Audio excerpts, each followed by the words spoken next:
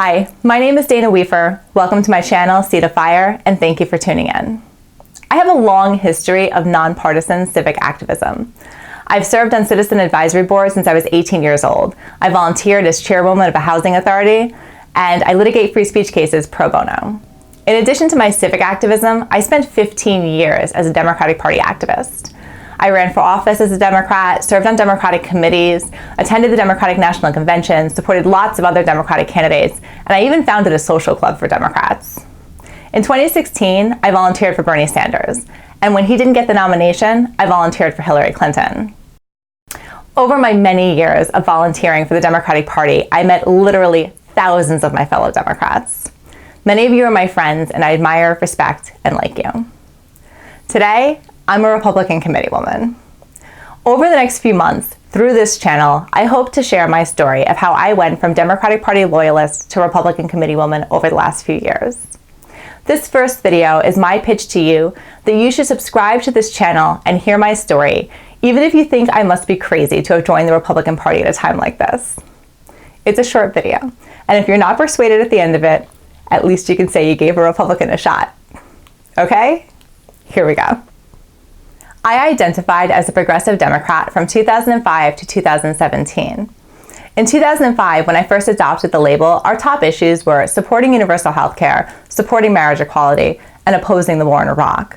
Remember, this was 2005, just a couple of years after all these guys voted for us to go to war in Iraq. Hillary Clinton was still 8 years away from supporting marriage equality, and Barack Obama had just been sworn in as the freshman senator from Illinois. They all look so young. 12 years later, we're out of Iraq, marriage equality is the law of the land, and universal health care enjoys popular and growing support. In other words, progressive ideas went mainstream, and being a progressive became popular.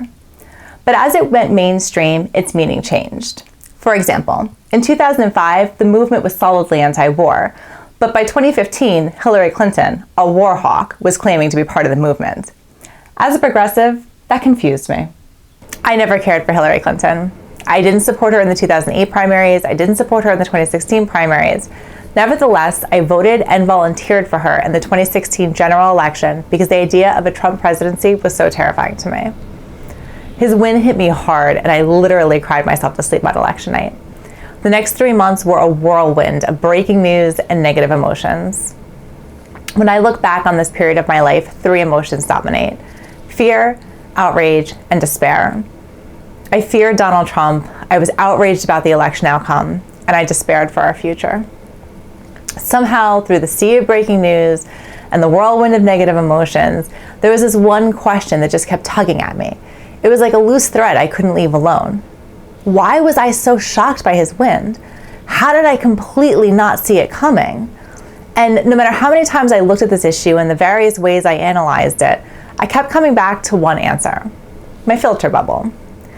I didn't perceive Donald Trump winning as within the realm of reality because I wasn't getting the information I needed to understand that it was within the realm of reality.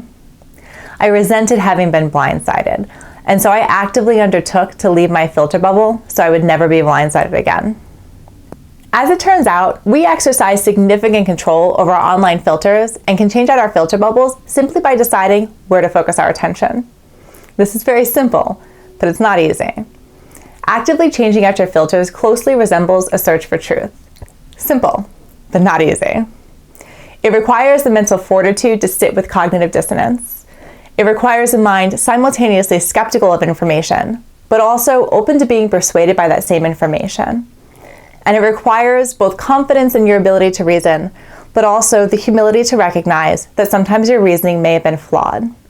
It's a very human process to go through, so it's messy, but it is totally worthwhile. Changing out your filters ultimately promotes growth. Sometimes growth looks like changing your mind, and sometimes growth looks like being able to better defend your positions. It varies depending upon the topic you're considering, but it is a progressive process. You're always moving forward. I have spent the last 2 years down these rabbit holes, and I'm still digging. The truth is, I hold fewer opinions today than I did 2 years ago, but the ones I have now are much stronger, and I'm wholly confident in them. For me, this process has been liberating, and it has positively affected nearly every aspect of my life, and I want to share it with you. If you're interested in hearing it, hit the subscribe button, hit the like button, hit the bell button so you'll be notified of my future videos. And you can watch the next video in this series below. That video is a little different from this one.